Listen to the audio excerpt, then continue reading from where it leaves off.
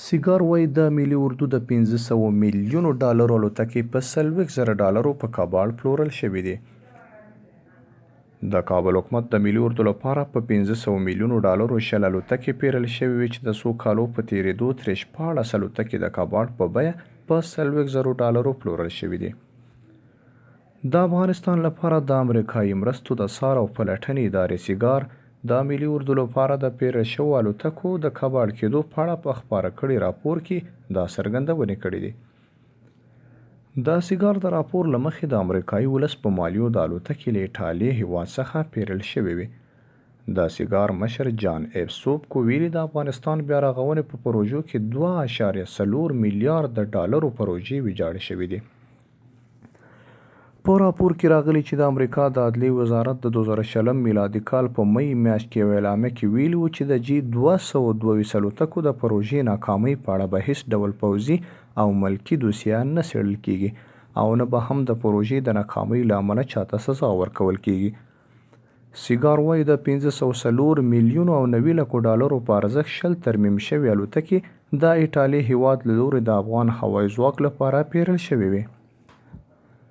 خو د څو کالو په تیریدو په دغو الوتکو کې 14 بیرته په کابل کې په 40,000 ډالرو وپلورل شوې او 4 نورې د جرمني په یو پوځي هوایي ډګر کې ولاړې دي.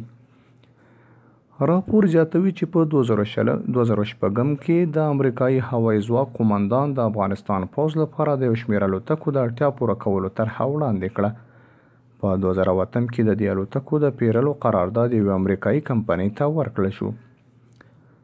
د 2009 له مارچ میاشت څخه تر 2014 کال پورې 14 الوتکې د کابل نړیوال هوایي ډګر ته ورسېدې او 4 نورې د جرمني ریمسټن پوځي هوایي ډګر ته ورسول شوې.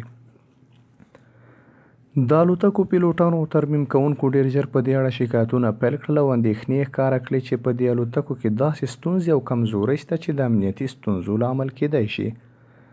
د سیګار د راپور له مخې د دې پروژې د ناکامۍ تر ټولو ستر مسؤلیت د یو امریکایي جنرال په غاړه دی چې اوس تقاعد شوی او له تقاعد وروسته په هغه شرکت کې دنده واخیستله کوم شرکت څخه چې د الوتکې پیرل شوې وي. سیګار وایي د الوتکو د پیرلو قرارداد چې کوم شرکت ته ورکړل شوی د امریکایي هوایي ځواک په دې اړه خبرداری هم ورکړی خو چا ورته پاملرنه نه وه کړې. په راپور کې اعتراف شوی چې د امریکا په مالي مرستو جوړې شوې ودانۍ، ښوونځي، کلینیکونه او برېښنا پیدا کولو پروژې او ګڼې نورې ودانۍ یا ناکامې شوې یا هم د خرابېدو په حال کې دي. امریکا چې په 2001 کال کې پر افغانستان یرغل وکړ د طالبانو حکومت یې نسکور کړ او د کابل حکومت د مرستې لپاره میلیاردونو ډالر ولګول. خو وروستي راپورونه وایي چې د نږدې 100 میلیارد ډالرو د لګولو سربیره هم په افغانستان کې د امریکا ګڼې پروژې د اداري فساد او بې پرواهۍ له امله ناکامې شوي او اوس چې امریکا له افغانستانه په وتو ده د کابل حکومت ته خبرداری ورکړی چې د خپلو ځواکونو له وتلو وروسته به د امریکا مالي مرستې هم د ناامنۍ او جګړو د زیاتېدو لامل شي.